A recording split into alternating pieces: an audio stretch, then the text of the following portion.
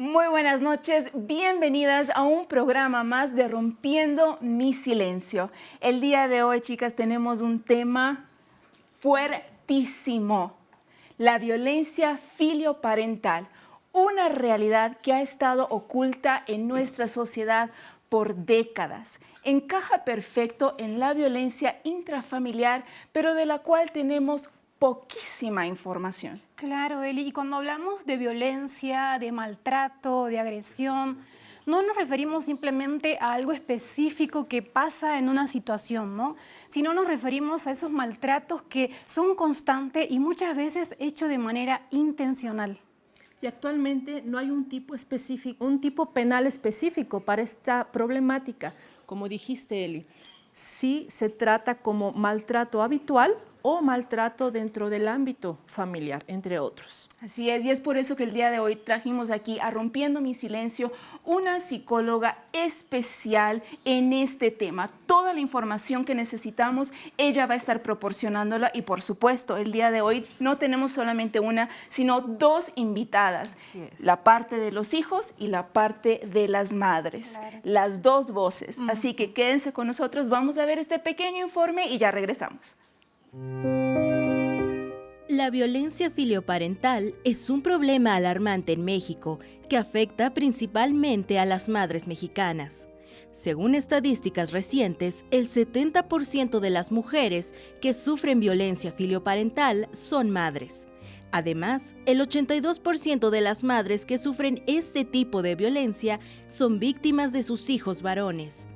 La violencia filioparental se manifiesta de diferentes maneras, desde el abuso verbal y emocional hasta la violencia física y sexual. Según los datos recopilados por el Instituto Nacional de Estadística y Geografía, INEGI, el 52% de las madres que han sufrido violencia filioparental han experimentado violencia psicológica. El 25% ha sufrido violencia física y el 11% ha sufrido violencia sexual. El impacto de la violencia filioparental en las madres mexicanas es devastador. Muchas de ellas sufren de estrés postraumático, depresión y ansiedad. Además, la violencia filioparental puede afectar la salud física de las madres, aumentando el riesgo de enfermedades crónicas como la hipertensión y la diabetes. Es importante destacar que la violencia filioparental es un problema que afecta a todas las clases sociales en México. Según el INEGI, el 52% de las madres que han sufrido violencia filioparental tienen un nivel socioeconómico bajo, el 37% un nivel medio y el 11% un nivel alto. Es necesario tomar medidas para prevenir y abordar la violencia filioparental en México. Esto incluye la educación de los jóvenes sobre la violencia y la promoción de relaciones saludables y respetuosas en el hogar. Se necesitan medidas efectivas para prevenir y abordar este problema, incluyendo la educación y los programas de apoyo para las víctimas.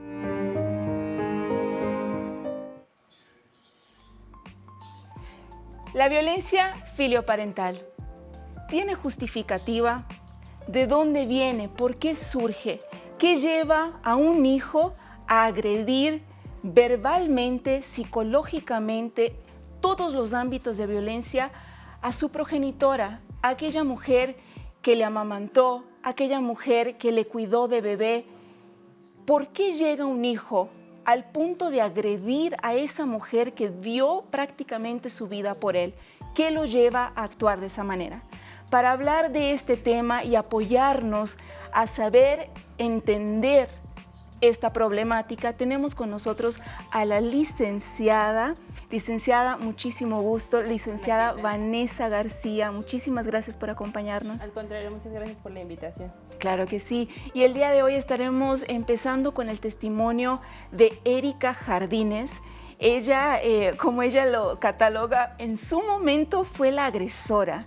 Tú vas a estar hablando de la parte del hijo, de la hija, de aquella hija que practicó esta violencia con su madre. Erika, buenas noches. Buenas noches. Antes que nada, gracias por invitarme a su programa. Y realmente hoy voy a estar contando mi historia de lo que me llevó a ser agresiva en cuestión con mi mamá. Bien, licenciada, esa primera pregunta. ¿Cómo podremos entender esta situación, esta violencia? Mira, pues primero que nada la violencia filioparental viene de la mano de la violencia o está dentro de la violencia, como ya lo había mencionado, intrafamiliar. ¿Qué quiere decir en el núcleo de la familia? Simplemente que esta violencia es ascendente. Siempre va a ser de hijos hacia padres. Ajá. Estamos como muy acostumbrados a escuchar si escuchamos violencia intrafamiliar, podemos hablar acerca de la violencia hacia la mujer, hacia los niños, o sea, maltrato infantil, violencia de pareja y todo, ¿no? Pero esta violencia ha existido, pero creo que siempre se ha quedado atrás, en el resguardo, como siendo un tabú de la sociedad, ¿no? Porque a veces parece un poco, como lo mencionaba al principio, parece impresionante que a lo mejor hijos agredan a padres, pero definitivamente todo esto es por la sociedad que estamos haciendo y todos los cambios que han venido también en ella, ¿no? Definamos violencia, ¿no? La OMS y varias instituciones definen violencia como aquellas acciones u omisiones que hace una persona con toda la intención de dañar o perjudicar al otro, en este caso a la víctima. Si empezamos por ahí, eso es violencia. Entonces, si la violencia la traemos hacia lo filioparental, que es hacia los padres, es eso, ¿no? Atacar de forma ocurrente a los padres o progenitores o cualquier persona que se haga cargo de este contexto. Ajá. Desgraciadamente, sí, en nuestra sociedad es más propenso a que sea a la mamá, porque así la sociedad lo hace, porque la mamá es quien está más al cuidado de los hijos, ¿no? Bien. Erika, tú nos comentabas, tú no eres hija única. ¿Tienes cuántos hermanos? Yo vengo de una familia de 8 hermanos y es como estaba hablando, la verdad es que mi mamá, ella era súper protectora en el momento, pero también eso hacía con que ella no supiera cómo crearnos a todos. Yo vengo de una familia totalmente desunida. Entra la infidelidad por parte de mi papá en la casa, ahí empiezan las agresiones, como la psicóloga comentaba, empiezan las agresiones, los golpes a mi mamá, los golpes hacia nosotros. Yo recuerdo una época en que mi mamá se dejó golpear por mi papá al grado de llenar la estufa llena de sangre. Entonces existía demasiada agresión en mi casa, tanto es que la agresión era tanto mi papá con mi mamá y mi mamá con nosotros. A veces no queríamos que llegara ya mi papá porque no sabíamos ya si era mejor que llegara o no llegara, porque era parejo. A los 8, no era solo uno, era parejo. Entonces hubo una época en que mi papá golpeó tanto a una de mis hermanas que la dejó inconsciente, la dejó fuera de casa inconsciente, y ahí nació mi enojo en contra de mi mamá. ¿Cuántos años tenías? Yo tenía 12 años, iba a ser 13. Entonces yo le decía a mi mamá para que nos fuéramos, para que hiciera algo, y muchas veces mi mamá, ella se quedaba callada, a veces. No sé si porque estábamos pequeños, la verdad no entiendo. Mi mamá quería hacer una imagen buena de mi papá, no hablaba, no decía nada, y yo observaba todo. Yo me irritaba con la situación. Llegó al grado en que mi papá, yo llegando de la escuela, mi papá metió presa a mi mamá de una manera injustificada. Perdón. No, adelante, es tu historia.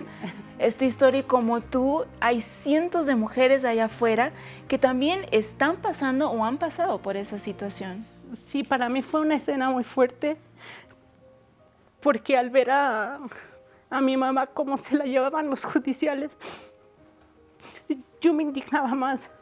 Yo decía, mamá, ¿hasta cuándo? Y eso hacía con que yo me irritara, yo creciera de una manera irritada. Mi mamá defendía muchísimo a mi papá, incluso se quedaba callada. Entonces me enojaba más, existía el enojo por parte de mí. Tanto es que ellos decidieron separarse completamente. Ahí mi mamá salió de la cárcel, empezaba a compararme mi mamá y yo nos peleábamos siempre porque yo sentía que ella era la culpable de todos nosotros pasar todas esas situaciones. Entonces ella me hería con palabras, me decía, ¿por qué no te vas? O sea, yo le decía, mamá, cálmate, ¿no?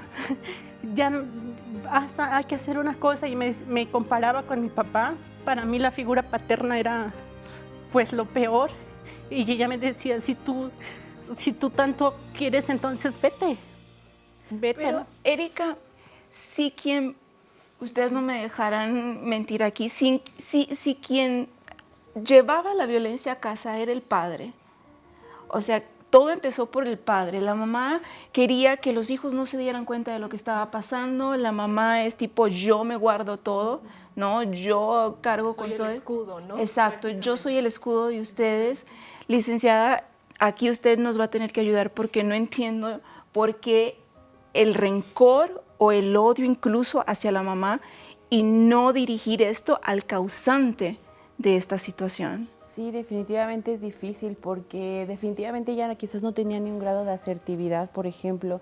Ella estaba envuelta en esta violencia intrafamiliar en donde a veces las víctimas pues están cegadas, o sea, es algo que de verdad les impide ver la realidad de esto, ¿no? Entonces definitivamente sí hay muchos casos en donde las madres ejercen esta violencia hacia sus hijos, porque no tienen cómo hacerlo hacia su agresor, no tienen las herramientas, no tienen esa facilidad de decir, basta, no quiero hacer esto, ¿no? Entonces ellos son un reflejo de esta relación que ella mantuvo y que no supo quizás ponerle un alto, ¿no? Pero tiene que ver mucho desde ella, a lo mejor ella fue abusada antes, en la infancia podría ser, ella ya había tenido como este acercamiento y no encontró la forma de alejarse de esta violencia.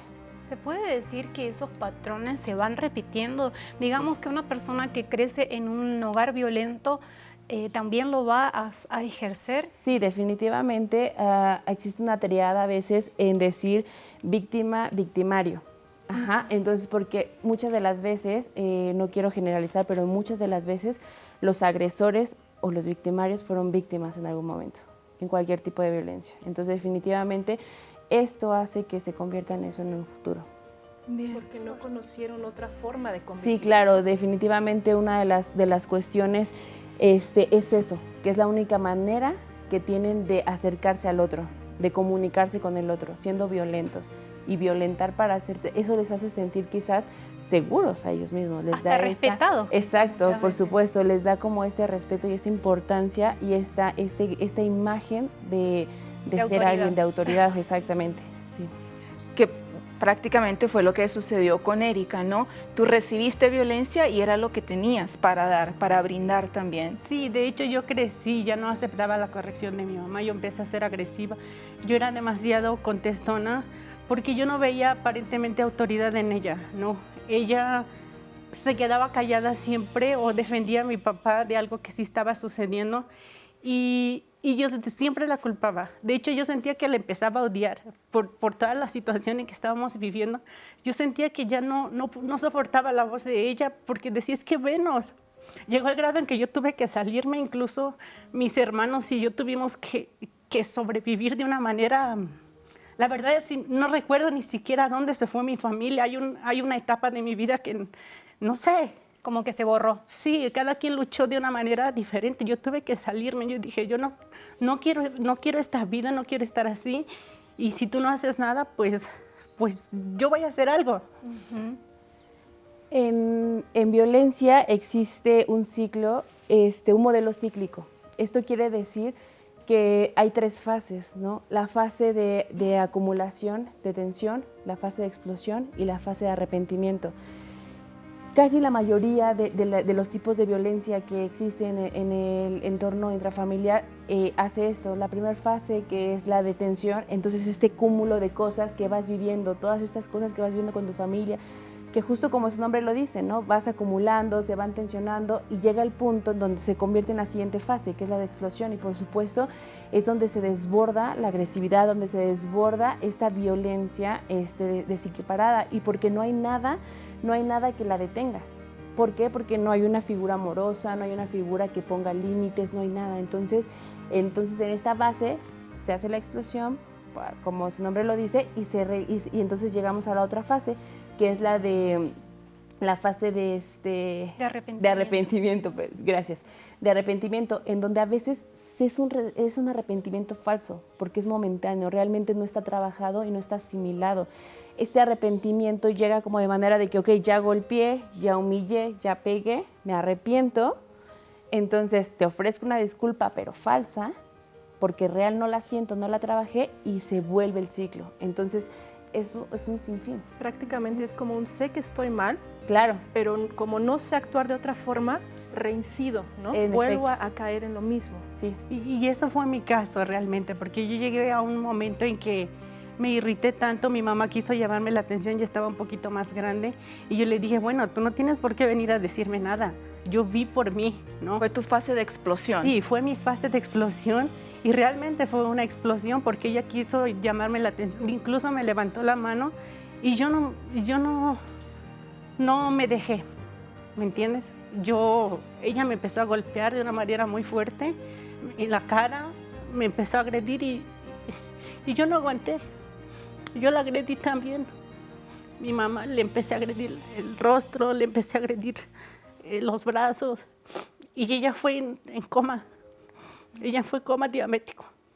Entonces, Después de esa pelea que ustedes Sí. tuvieron, a causa de esos golpes, tu mamá acaba en el hospital. Sí, acaba el hospital y como estaba hablando la psicóloga, yo tenía el remordimiento. Yo sentí que todo se terminó, porque también existen mis hermanos, ¿no? Que se enteran y tú te sientes Culpable. de lo peor. Tú te sientes un nada. Entonces yo dije, no, se acabó. Y yo tenía mucha culpa, pero a veces no. A veces yo decía, no sé cómo explicarlo, pero sentía que era así que yo me sentía mejor.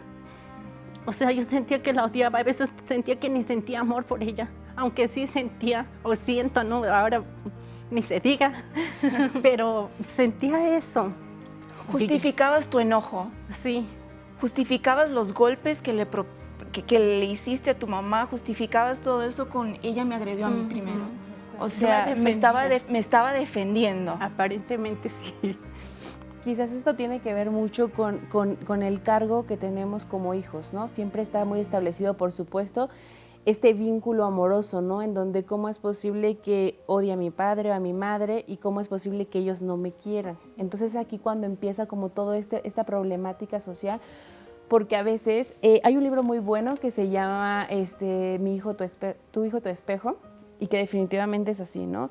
A veces nos cuesta mucho trabajo ver que somos el reflejo de nuestros padres y viceversa, ellos fueron el reflejo de los suyos, ¿no? Y que realmente está en uno querer cambiar estas problemáticas. La escucho y digo, claro, o sea, escucho que ahora habla de amor, desde el amor, ¿no? Porque quizás ya lo trabajó, ya fueron ambas a terapia y todo esto, y porque esta fase de que ella habla de un falso arrepentimiento no necesariamente es algo malo, ¿no? Simplemente que es, y ahí está. Era un arrepentimiento falso porque ella tenía la convicción de que ella tenía la razón o de que se lo merecía, si lo queremos llamar así, ¿no? Y que a lo mejor dijo, no, ella se lo merece, yo no tengo por qué sentirme mal, pero estaba el cargo social, el cómo le pegaste a tu mamá, cómo te atreviste, que a final de cuentas la violencia es violencia y eso no es bueno, ¿no? O sea, sí que quede claro, por supuesto, que no es bueno, pero, y tampoco no es justificado, pero es entendible, ¿no? Porque se puede llegar como a esas acciones. Erika, ¿te viste sola? Tus hermanos te dieron la espalda, Así es. tu madre en coma. ¿Qué hiciste? En la realidad yo tuve que tomar una decisión, verme a mí y decir, tú querías una familia, empieza por ti. Yo intenté un cambio, intenté cambiar de muchas maneras, inclusive nadie ya creía en mí. Mi mamá no creía en mí, mis hermanos dejaron de hablarme, nadie creía en mí. Y empecé a tomar la decisión de ver por mí, de cambiar por mí. Yo pedí ayuda, fui ayudada de una mejor manera. No recuerdo de mi familia, yo llegué a una época que dije, si yo quiero ayudar a mi familia, tengo que ver por mí, decidí cambiar, decidí tener una mente diferente, trabajé bastante en mí, fui a pedir perdón a mi mamá. ¿Cuánto tiempo estuvo tu mamá en ese coma diabético? Y estuvo como 2 años. 2 años en coma diabético. O sea, después de esta situación con tu familia, no, es que es muy fuerte porque no es algo momentáneo, no es un coma de una semana, no es de unos días, son 2 años. La acusación, ¿no? 2 años de saber que peso de tu madre está en el hospital, está tendida en una cama por una golpiza que tú le propinaste y todo aquello en tu cabeza, sin tu familia, sin tus hermanos, o sea, De hecho, ningún... yo hasta intentaba, yo intenté el suicidio 2 veces. Yo dije, no quiero vivir, no le encontraba sentido a la vida. O sea, decía, yo no quiero vivir, no tengo una familia, no le encuentro sentido a nada. Y yo intenté por 2 ocasiones suicidarme. Pero aquí estoy. Gracias a Dios, ¿no? Gracias a Dios. Eri, yo no quiero terminar todavía tu historia porque tu historia todavía tiene un final feliz, como dice la licenciada. Estás hablando ahora desde el amor. Sabemos que hubo ahí algo con tu mamá después, ¿no? Pero licenciada, ¿cuánta gente no se encuentra en esta situación? Sí, definitivo, es alarmante como ver, no hay estadísticas fijas porque las estadísticas vienen de la denuncia, por ejemplo. Entonces es muy difícil en este tema, es un tema como muy tabú en la sociedad porque a veces es algo que dices, ¿cómo mi hijo me está atacando, no? Y cómo más aún voy y levanto una denuncia, es mi hijo, no lo voy a hacer. Entonces desgraciadamente este tema va a la alza y creo que sí nos está afectando mucho como sociedad, definitivamente. Bien, y que no es el único caso que tenemos, ¿no? ¿Cuántos casos tenemos por ahí? Incluso tenemos un reportaje de una madre que fue acuchillada por su hijo.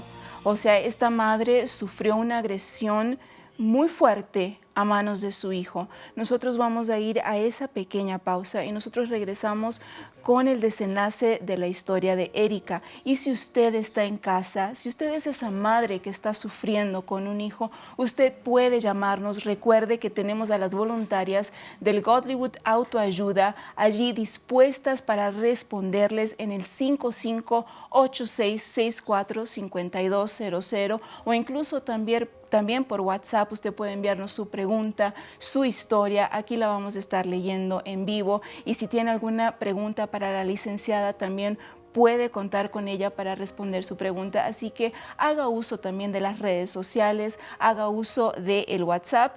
Vea esta pequeña pausa y ya regresamos.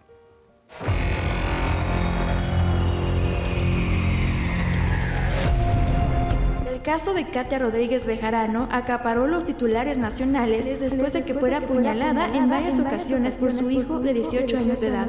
Y no solo eso, sino que ahora suplica a las autoridades que no lo dejen en libertad, pues teme por su vida y la de sus otros 2 hijos.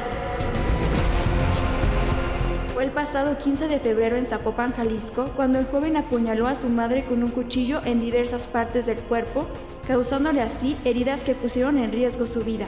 Una de ellas es que sufrió la perforación de uno de sus pulmones, lo que hizo que Katia tuviera dificultad para respirar.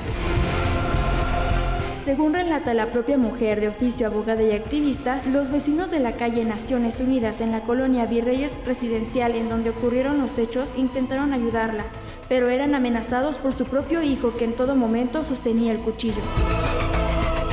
Un video que circula en redes sociales muestra a la mujer tirada sobre la banqueta mientras que se oye que grita: "Agárralo, por favor". En un momento, la mujer perdió el conocimiento, por lo que se pensó que ya había muerto. Finalmente, elementos de la policía llegaron al lugar, y aunque el joven intentó escapar caminando en sentido contrario a la patrulla, pero al llegar al final de la calle ya habían policías quienes lograron su detención. El 21 de febrero, Santiago fue vinculado a proceso por su probable responsabilidad en el delito de feminicidio en grado de tentativa en perjuicio de su progenitora. Derivando de los datos de prueba que aportó la Fiscalía del Estado ante un juez, además se le impuso 1 año de prisión preventiva. Sin embargo, gracias a los abogados que le contrató su padre, los magistrados de la Segunda Sala Penal de Jalisco reclasificarán el delito de tentativa de feminicidio a lesiones clasificadas. Mi hijo debe permanecer detenido. A la que más le duele que mi hijo me intentó matar es a mí. no debe salir de la cárcel, sino ¿qué será de mí y de mis otros hijos?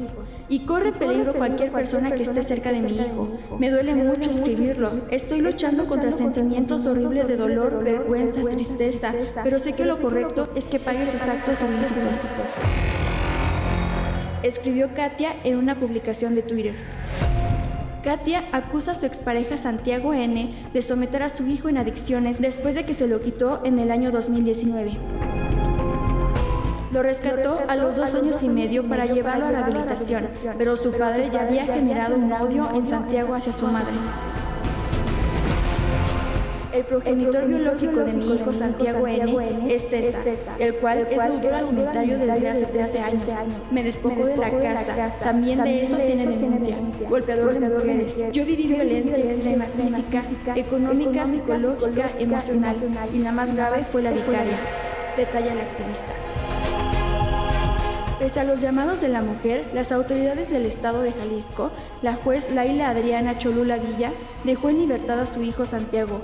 Decisión que lamentó, pues teme por su vida y la de sus otros hijos.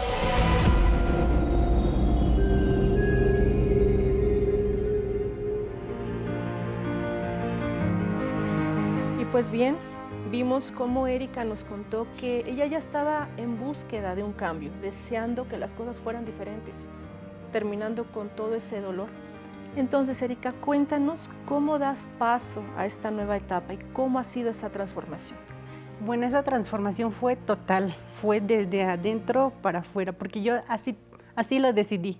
Tomé la decisión, recibí ayuda en un centro de ayuda para mujeres y fui sacando todo lo que yo sentía. En la realidad no odiaba a mi mamá, yo la amo mucho, pero sentí que estaba dañada, lo logré sacar y yo fui con mi mamá, pedí perdón. Ella decidió perdonarme. Al inicio ella me agredió todavía, ella todavía decidió agredirme después de que yo fui a pedir perdón porque no creía. Yo ya no hice absolutamente nada. Yo le dije, mamá, perdóname, yo cambié y el tiempo te lo va a demostrar, ¿no? Yo te amo mucho, la abracé, la acaricié y hasta ahora yo cuido tanto de mi mamá porque realmente es algo que nos sucedió, que no merecía ni ella ni yo. El cambio fue primero en tu interior. Así es. O sea, tú llegaste con tu mamá y ella no te recibió con los brazos abiertos diciendo, hija mía, tanto tiempo sin verte. No, fue con 2 piedras en la mano, pero tú ya eras diferente. ¿Tú llegaste a participar del Gottlieb de autoayuda? Sí, de hecho, eso me ayudó bastante porque la reunión de las mujeres, eso viene a abrir mucho nuestro entendimiento. Nos enseña a tener una mente totalmente diferente, nos enseña el perdón, la reconciliación, nos enseña el amor. Y eso es lo que a mí me ayudó. Hasta ahora me sigue ayudando y me va a seguir ayudando. ¿Y cómo fue que reconstruiste esta relación con tu mamá? Porque al principio dijiste que no fue buena. Obviamente tu amor por ella salió, el odio que tenías se fue fuera, pero ¿cómo fue que empezaste a reconstruir esa relación con ella? En la realidad yo empecé a crear cosas de mí que me nacía hacer por ella. Yo en la realidad no había crecido con amor, no sabía cómo demostrar mi amor. Yo empezaba a ser amorosa con ella, aunque hay veces sentía el rechazo, decía, no importa mamá, ella va a ser transformada, ¿no? Le llevaba arreglo de flores, de todas las maneras que se puede existir, yo hacía de todo, no falsamente, porque realmente siempre me nace hacer eso por mi mamá, cuidarla, protegerla, y es eso, cuando uno cambia, tú ves una manera totalmente diferente de ver la vida. ¿Y la relación con tus hermanos? Excelente. No, porque ella no tuvo que contentar nada más a la mamá, tuvo que contentar a la familia. Fue difícil porque no es uno a que tienes que contentar, son todos. Realmente tienen que ver un cambio para que ellos crean que realmente existe un cambio, porque antes no se podía, pero con mis hermanos es excelente. Nosotros somos amorosos, inclusive logramos hacer un vínculo entre hermanos más que entre los padres. Nos llevamos súper bien, somos una mancuerna. Qué lindo, qué lindo. Licenciada, es lindo escuchar esto. Definitivamente, la verdad es que qué fortuna escuchar esto, porque es muy difícil llegar a estos finales felices, porque es mucho trabajo, muchísimo, y definitivamente es empezar desde uno, pero cuando empiezas a ver muchas trabas en el camino, como estas personas que no creen en tu cambio, que no creen que lo vas a lograr, muchas personas desisten, muchas personas ya no quieren seguir haciéndolo. Muy cierto. La verdad, entonces es de valientes y te felicito de verdad, y de verdad es muy importante de verdad tomar terapia. Todos necesitamos terapia en esta vida, porque en serio eso es lo que nos ayuda, nos da las herramientas necesarias para nosotros poder llegar a estos finales felices, ¿no? Porque es un trabajo bien fuerte, trabajar con uno mismo, luego con tu familia, y realmente cambiar el chip de toda una familia completa es mucho trabajo, ¿no? Es mucho trabajo. Ajá, sí, definitivo. ¿Cuánto tiempo te tardó, como dice la licenciada, cambiar el chip en la familia? En ti primero, ¿cuánto tiempo? Realmente fueron como 18 años, no fue fácil. La verdad es que a veces hasta me hacían dudar de mí misma, porque llegaban tantas críticas, a veces te hacen creer que no has cambiado, pero tú sabes que sí estás haciendo algo, y hay veces viene lo opuesto para ti. Pero yo no miraba eso. Yo desde el inicio siempre creí en la familia, creía que yo tenía ese poder para poder ayudar y contribuir en mi familia, y nadie me quitó eso de mi cabeza desde que estaba pequeñita. Por eso yo decidí salirme. Entonces decidí hacer eso, mi familia empezó, de hecho nos llevamos súper bien. Me tardó 18 años, pero realmente valió la pena. Con tu sonrisa sabemos que sí. Sabemos Yo creo que que sí. al final, como ella conoció el otro lado de la vida, ¿no? Como decimos, la otra cara de la moneda, yo creo que fue un gran impulso, ¿no, Erika? Que Para fue cambiar los otros para también. seguir adelante, ¿no? Como dijo la psicóloga, para no quedarte en el camino, no morirte Sí. en el desierto. Daban ganas, sí. Sí. Sí, muchas Sí, veces. muchas veces daban ganas, pero eso impulsó a mis hermanos, tanto es que ellos veían el cambio. Mis hermanas decían, oye, pues, ¿qué estás haciendo? Trabajaron también en su interior, pero entonces somos una familia bien bonita. Que fuiste también como la inspiración para ellos, ¿no? Te veían y tipo, si ella pudo, también podemos perdonar y cambiar y tener ese amor, ¿no? De hecho, cuando pasan situaciones difíciles, todos nosotros, entre familias, siempre tenemos esa comunión, esa comunicación, y planeamos cómo vamos a ayudar, cómo vamos a contribuir. Y eso es muy, muy bueno para una familia, porque logramos superar muchísimas cosas. Aunque son casadas, todos caminamos juntos. Cada uno en su lugar, pero crecemos juntos. Erika, ¿qué le dirías a esas hijas o hijos que como tú están pasando por esa situación? Pues yo les diría que tomen la decisión, que tomen una decisión de dar un paso, de pedir ayuda si es necesario, de ser humildes para aceptar que nosotros estamos cometiendo errores, y que la vida es feliz, que sí se puede. Sí se puede. Es la palabra de Erika, sí se puede. Claro que se puede cambiar. Cuando uno quiere, uno puede. Nosotros vamos a ir a un corte y regresando, vamos a regresar con la historia de la señora Margarita. Ahora tenemos el punto de vista de una madre que fue agredida. Erika, muchísimas gracias. ¿No? Gracias por tu a historia. ustedes. Gracias. Vamos a este corte y regresamos.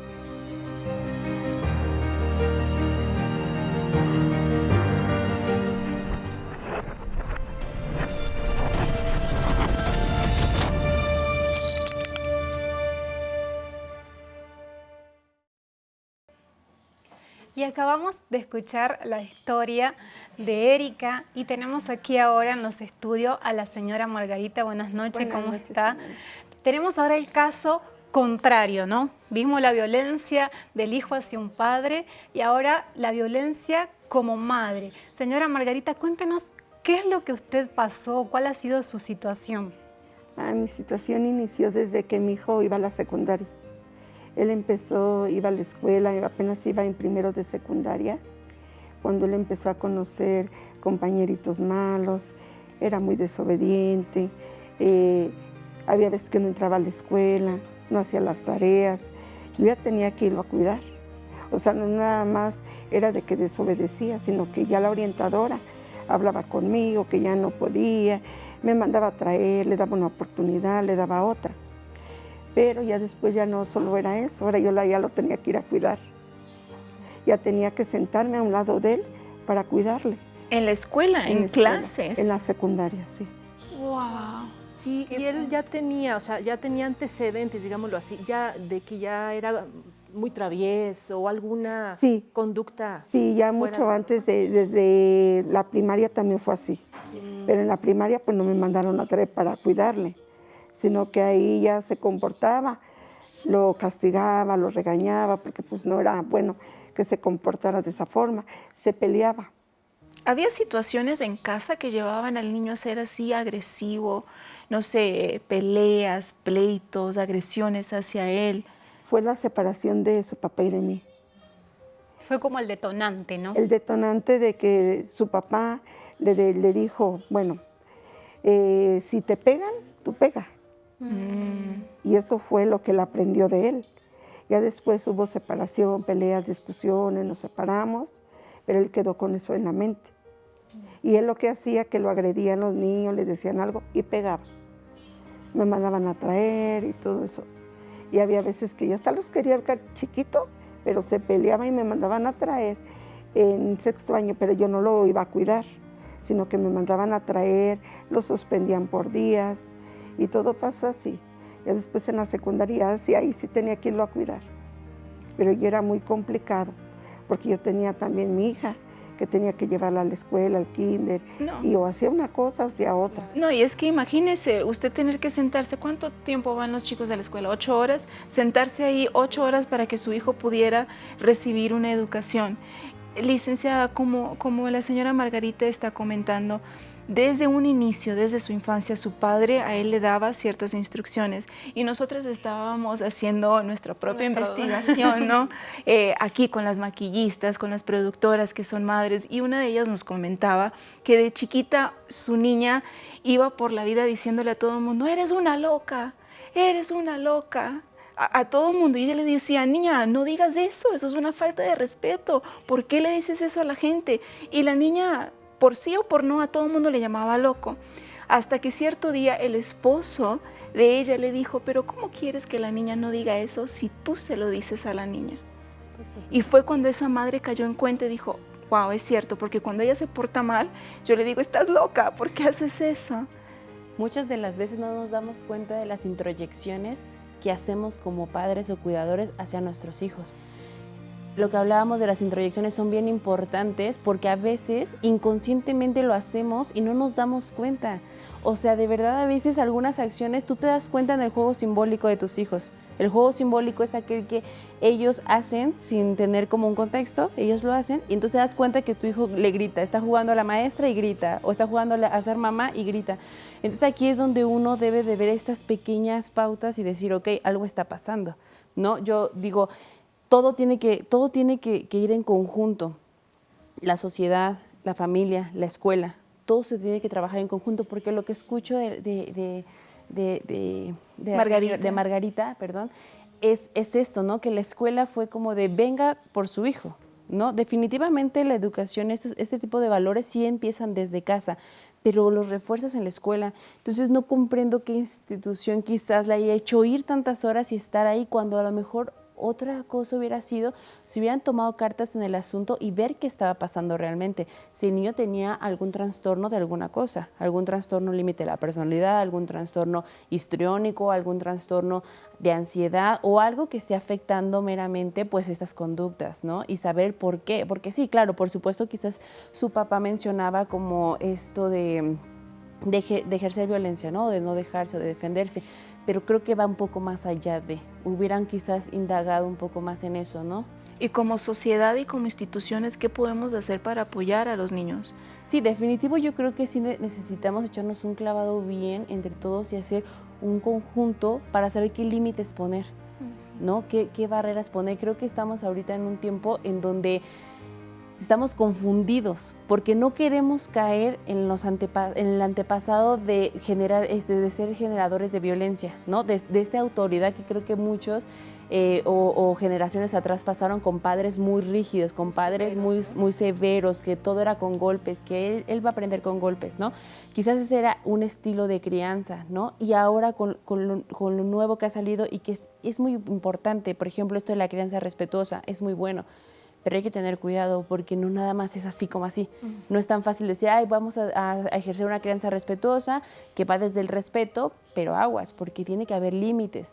Tiene que haber definitivamente esta mano dura, pero no necesariamente ejercer violencia, sino ser congruentes con lo que decimos. Mostrar a los niños una autoridad, ¿no? Porque Exactamente. al fin y al cabo los papás son la autoridad. Y es lo que se ha perdido, definitivamente la autoridad parental es lo que se ha perdido, porque a veces queremos ser tan permisivos y no nos damos cuenta del daño que le hacemos, ¿no? Quizás me pongo en el ejemplo con mis hijas, ¿no? No quiero quizás gritarle como nos gritaban, bueno, no es que me gritara a mi mamá mucho, Es que ¿verdad? siempre Pero se vaya, escucha, ¿no? Yo es no quiero algo, que ¿no? mis No hijos quiero que pasen viva lo lo que que yo yo pasé. hago. Sí, exacto. Ajá. Pero a veces caemos en una intolerancia en donde les damos todo. Mucha libertad. Mucha libertad. Y por ejemplo, yo tengo 2 hijas y escucho que la señora Margarita igual tiene 2 hijas, pero ahorita en la actualidad muchas familias dejaron de ser monoparentales. Eso quiere decir que no está papá, mamá y no hay tanto el problema, sino la falta de comunicación y la falta de decir, ok, no estamos juntos como pareja, pero tenemos un hijo y tenemos que actuar de la misma forma con él. No puedo decirle yo una cosa y tú decirle otra. O que el hijo vea que yo como papá te violento o te insulto, pues él le va a ser muy fácil decir, mi mamá pues aguanta eso, entonces yo también lo voy a hacer, y mi papá tiene esa recompensa o esto, entonces yo también lo voy a hacer. Entonces creo que hay que tener ahí como cuidado y estar como muy alertas a todos esos tipos de indicios que nos dicen, y justo como lo decía la señora Margarita, desde la primaria, luego la secundaria. Entonces al final es un cúmulo de acciones y de conductas que deberíamos de parar desde las primeras instancias, ¿no? Claro. Señora Margarita, ¿en qué momento empezaron las agresiones contra usted? Fue cuando yo le empecé a llamar la atención, a decirle que no tenía que hacer esas cosas, que por qué se comportaba así. Luego había veces que ya se salía a la calle, ya no me obedecía, se iba a las maquinitas, a los juegos, y ahí empezó a conocer malas amistades. Ya después de ahí, ya llegaba a la casa, no me obedecía. Había días que ya fue creciendo. Ya llegaba a 2, 3 de la mañana, no tan grande, y ya llegaba a 2, 3 de la mañana, yo con la preocupación, pues yo sí le reprendía, pero cuando entre más le reprendía, más cosas me decía. Y llegamos a golpes, había veces que hasta me quería ahorcar. Wow. Había veces, una vez me dio un puñetazo aquí en la cara, porque a pesar de que estaba cierta edad chico, pero estaba muy alto, ¿no? Y aquí en los brazos, me quería ahorcar, me tiraba luego en la cama, y ahí me decía, te voy a matar, y así. Ay, O sea, no, qué mi fuerte, qué fuerte que un hijo, como decíamos al principio, aquel que le amamantaste, aquel que le dio cambiaste la el vida, pañal, claro. que le diste la vida, que educaste, que le diste escuela, que le diste todo, Tu vida. de repente lo tienes encima de ti ahorcándote. ¿Qué pensaba usted en ese momento? ¿Qué cree que en el momento yo empecé a odiarlo? Sí. A odiarlo, señora Margarita. ¿Usted no se sentía así tipo como culpable o alguna cosa? A la vez, Ahora? o sea, sí me sentía culpable, sí y no. Ujú. Porque yo en el momento cuando él se empezaba a comportar mal, yo hablé con su papá. Y él me dijo, ¿sabes qué? Yo por eso, como él está en Estados Unidos, yo le dije, no, es que mira, vente, porque él se comporta así. ¿Tú crees que yo me voy a regresar por eso? Y me dejó sola con todo. Se lavó las manos. Se lavó las manos, hasta ahorita nada sabemos de él. Y dentro de esas actitudes que él tenía con usted, de repente había todavía como momentos en que le ponía atención a un consejo, a una reprensión, o de plano Y ya, ya nada, no. nada. Ya lo que él Oídos hacía, sordos. apenas lo reprendía y se volvía a salir. Apenas salía, yo ya no sabía si cuidarle o atenderle o ver mi niña o hacer, porque en el momento que yo me salía para dejar a la niña a la escuela, ya se había salido. Ya regresaba a 3, 4 de la mañana y regresaba. Y yo ahí con la preocupación. Y regresaba y a pelear. Había veces que no solo yo me daba cuenta, sino que también mi mamá, mis hermanas y todo. Yo me tuve que vivir un tiempo con mi hermana, porque yo ya no aguantaba. O sea, Pero yo dije, junto con ellos, no, junto Sola. con ¿Usted yo sola? con mi niña. ¿Y Porque su hijo? Porque luego mi niña, créeme que se quedó con mi mamá, porque dijo mi mamá, ¿será que eres tú o será que es él? Ahí nos vamos a dar cuenta. Pero ni porque yo me fui, era la misma cosa. con su mamá también. Ajá, Agredía a su mamá sí, también, a su abuela. Había veces que decía, hasta mi mamá decía, te voy a echar a la policía para que te lleve, porque eso no puede ser que le pegues a tu mamá, maltrates a tu mamá. Es tu mamá y la debes de respetar. Pero ella no entendía nada. ¿Cuántos años tenía en ese tiempo su hijo? 14. 14 Un años. adolescente, ¿no? Un chiquito. Sí, justo las estadísticas mencionan esto, ¿no? Que esta violencia filioparental tiene mucho que ver como en estas edades, empieza como en esas edades de la adolescencia, entre 10, 14, 16 años. Entonces, por eso uno debe estar siempre como muy alerta. Y justo lo que mencionaba, este miedo y lo que hablábamos, ¿no? Del tabú, del cómo voy a meter a la cárcel a mi hijo y cómo voy a hacer esto, ¿no? Quizás a veces es eso que nos pesa tanto y como padres, les generamos algo peor a nuestros hijos, porque somos muy permisivos, porque quizás una llamada a la policía en ese momento hubiera tal vez cambiado las cosas, tal vez no, pero que vieran una figura real de autoridad, que ellos, porque al final se dejó, ¿no? Y a veces pasa, mucho con estos adolescentes, ¿no? Que se les deja, que se les permite tantas cosas, que no se les pone un alto. La falta, ¿no?, de límites. La falta, ¿no?, de límites, y demasiado. Que muchas veces, psicóloga, a veces se nota el límite como una prohibición, pero considero que podríamos verlo más bien como un muro de protección para él mismo y obviamente para otras personas, porque todos necesitamos tener esos límites. Sí, definitivamente. ¿Hasta dónde me conviene llegar? Es como padres, ¿no? Si yo veo que, si le digo a mi hija, no agarres eso porque se va a caer y empieza a llorar, a veces uno o porque ya no tenemos paciencia o porque deje de llorar, se lo damos. Pero si estoy viendo que voy a la estufa y se va a quemar, creo que no lo voy a permitir. La voy a quitar porque sé hasta dónde llega eso, ¿no? Entonces, eso deberíamos como hacerlo a esta vida real, y sé que es bien difícil, porque a veces en consulta trabajamos como con estas personas, no, todos quisiéramos tener una varita mágica, ¿no? Y decir que cambie este pensamiento, que cambie esta conducta, pero es difícil, es ponerle mucho de nuestra mano. Escuchamos muchas veces que es normal que los adolescentes de esa edad, 12, 14 años, justo estaba pensando y eso. Muchos dicen, no, es la etapa de la rebeldía. De la aborrecencia. Sí. No es la adolescencia. Es la aborrecencia. ¿Podemos Sí, claro. considerarlo simplemente como una etapa de rebeldía o cuál es el límite para que eso se convierta en una violencia? Claro, cuando ya llega a ser más continuo, cuando la frecuencia, a veces justo así se mide quizás la violencia, o se mide algún trastorno, o se mide alguna tipificación de violencia con la frecuencia. No es lo mismo que yo en un día llegue con mi mamá y me pasó algo malo en la calle, tuve un pésimo día y llegue ese día molesta y le diga, mamá, no me molestes, o un grito, y ya quizás después no lo vuelva a hacer, porque solamente fue el énfasis.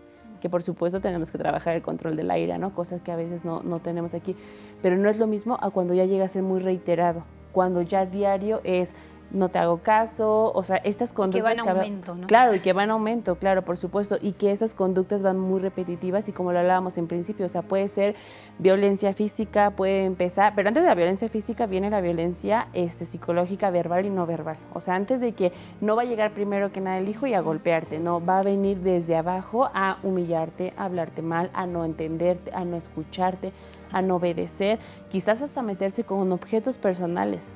Cosas en donde nos den que nos duele, por ejemplo, puede ser. O sea, cuando se pierde el respeto por completo. Sí. O sea, Ya no hay como vuelta. autoridad, la figura materna ya no es una autoridad, ya no hay respeto, ya no se le ve como la progenitora, se le ve como un igual. Sí, definitivo, y más cuando tenemos casos así como estos padres que abandonan y que al final las madres son las que crían solas. Y entonces el respeto que le perdió la pareja a ella, pues es el respeto que se le pierde como madre, ¿no? Y más que quizás, o sea, al final las víctimas no tienen la culpa de nada, simplemente quizás no tenían las herramientas y la fortaleza como para poner esos límites. Me imagino que quizás la señora Margarita en ese momento estaba más preocupada por llevar alimento a casa o por cuidarlos o por cosas así, y desgraciadamente pues a lo mejor se quedó ahí a la deriva como esta cosa de los límites. ¿En qué momento? Es que claro, no era madre soltera porque tenía el esposo que estaba viviendo en Estados Unidos, pero se desentendió. Pero criaba sola. Criaba sola, tenía que trabajar, no lo tenía solamente a él, tenía otra hija, tenía una casa, tenía que proveer para sus hijos y aparte tenía que lidiar con esta situación. ¿Cuántas mujeres en nuestra sociedad no pasan por esa misma situación? Sí, y que se nos carga la mano tremendamente. La verdad no es hacerse como que siempre las mujeres, ¿no? Pero real, o sea, realmente sí en la sociedad, o sea, la maternidad es lo más pesado que existe y lo menos remunerado, por ejemplo. Y demás, o sea, a final de cuentas, sí es como de, es que ese hijo es malo por su madre. O su mamá no le hizo esto, ¿y dónde estaba el padre? La mamá no le puso límites. La mamá no Y el le puso papá. límites, exacto. O sea, y definitivamente pues es algo muy difícil y es algo que debemos de luchar mucho en esta sociedad y creo que en el mundo entero, porque la verdad es que definitivo muchas, es un cúmulo de cosas que no podemos seguir permitiendo esto, que todo se nos carga a nosotras, ¿no?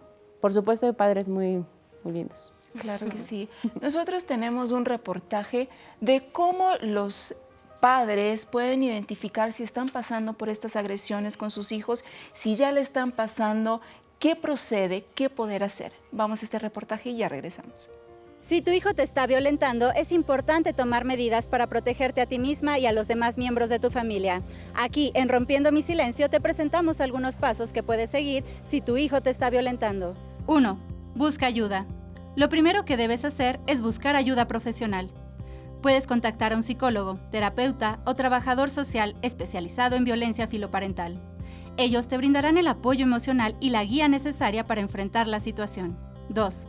Haz una denuncia. Si la violencia es grave, es importante que presentes una denuncia ante las autoridades. Puedes acudir a la fiscalía o a la policía para reportar los hechos y solicitar protección. 3. Establece límites. Es importante que establezcas límites claros y firmes con tu hijo. Explícale que su comportamiento es inaceptable y que no tolerarás la violencia en tu hogar. 4. Busca apoyo de la familia y amigos. Busca el apoyo de tu familia y amigos cercanos. Es importante que tengas a alguien con quien puedas hablar y que te brinde su apoyo emocional. 5. Busca ayuda legal. Si es necesario, busca asesoría legal para protegerte a ti misma y a tu familia. Un abogado especializado en casos de violencia filoparental puede ayudarte a obtener una orden de protección o a solicitar la custodia de tus hijos. 6. Busca apoyo en grupos de autoayuda. Puedes buscar apoyo en grupos de autoayuda para padres que han sufrido violencia filoparental. En estos grupos podrás encontrar a otras personas que han pasado por situaciones similares y que te brindarán su apoyo y comprensión.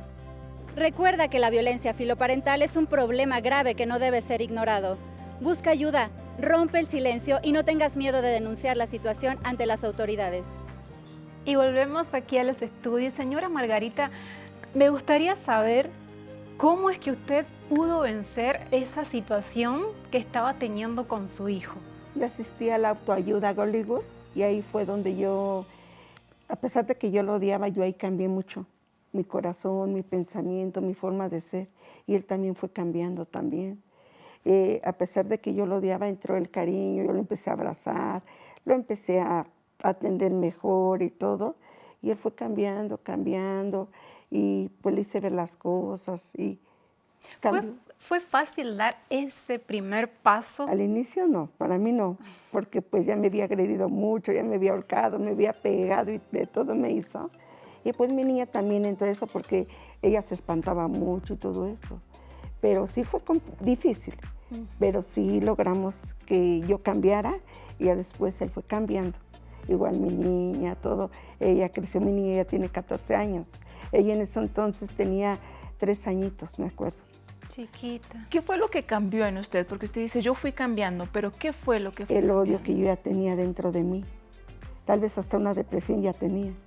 Y todo eso salió porque yo me empecé a deprimir, porque yo veía que él me maltrataba, me pegaba, me golpeaba, me decía, me hacía, se salía a la calle, yo no lo veía, se juntaba con malas compañías, las malas amistades, vicios, de todo, fue todo. Y yo dije, ay no, ya mi depresión era tan grande. Se salió mi depresión y yo cambié, fui cambiando. El odio que yo sentía, todo salió. Y ya fue más dócil, a querer más a mi hijo, todo. Pero eso me ayudó demasiado, porque yo en ese odio que yo sentía, pues para mí cambió todo. Y él fue viendo, fue cambiando, se fue saliendo menos de la casa, todo. Ahora ella trabaja, y ahora nos cuida a su hermanita y a mí, nos quiere mucho. Antes ni por él se preocupaba, Ahora hasta quiere hasta las mascotitas. Ahora se quiere él, nos quiere a nosotras, su perrito, como lo ama, lo quiere. O sea, ahora él se quiere. Y ahora pues yo soy bien feliz porque yo sé que cambió todo, todo, todo. Después de que malas compañías, malas amistades, agresiones, todo, él cambió muchísimo. Ahora es una madre orgullosa, cuidada claro, por sí. su hijo. Ahora mi hijo me cuida, ahora él ve por mi hija, hasta por él, la mascotita también, y por él y por todo. Pero sí cambió muchísimo. Qué agradable escuchar esto, ¿no? Claro que sí. Porque el cambio se puede hacer Sí. y lo que yo vi entre Erika y la señora Margarita es que hubo un cambio en ellas primero, ¿no? Empieza en uno, Se como puede dices. romper el molde, ¿no, Elisa? El molde de lo que se aprendió originalmente. Si se dispone uno, Sí. se puede romper, porque Sí. aquí lo que vemos compartido en los dos testimonios es la disposición a cambiar. Primero yo, empieza en mí. Dar para este que así primer pueda paso, ¿no? No esperar que el cambiar otro lo haga, el ¿no? otro. Sí. Sino que surja de uno. Exactamente. Claro, sí, y ya conforme al apoyo terapéutico, pues se hace una reestructuración cognitiva, ¿no? Donde empiezan a cambiar estos pensamientos y estas formas de ejercer conducta, de ejercer violencia. Y qué maravilloso, la verdad, es poder escuchar pues estos finales, ¿verdad? Ojalá que muchos pasáramos por ello. Real. Licenciada, nosotros tenemos una frase, la frase de todos los programas de Rompiendo mi Silencio, y es una frase que no solamente es para las mamás, pero también es para los hijos, ¿no? Porque aquí hablamos de las mamás, pero hoy también estamos dedicando el programa a los hijos. Claro que sí. Y esta frase dice lo siguiente: fácil es ocupar un lugar en los contactos del celular de alguien. Difícil es estar en su corazón. Fácil es herir a quien nos ama. Difícil es curar esa herida. Fácil es prometer algo. Difícil es cumplir esa promesa. Fácil es cometer errores. Difícil es aprender de ellos. Fácil es decir que amamos. Difícil es demostrarlo día a día. Fácil es llorar por un amor perdido. Difícil es cuidarlo para no perderlo. Y fácil es pensar cómo mejorar. Difícil es realmente hacerlo. Definitivo. No podemos esperar que todo se destruya, que la familia se destruya para buscar una solución. Definitivo. Definitivo, necesitamos hacer conciencia y tomar lo antes posible cartas en el asunto, ¿no? Tomar las medidas competentes. Y bien, nosotros llegamos a los minutos finales de nuestra programación. Nos vemos aquí el lunes, El lunes 7 en punto de la noche. Estamos aquí en Rompiendo mi Silencio. Chao, chao.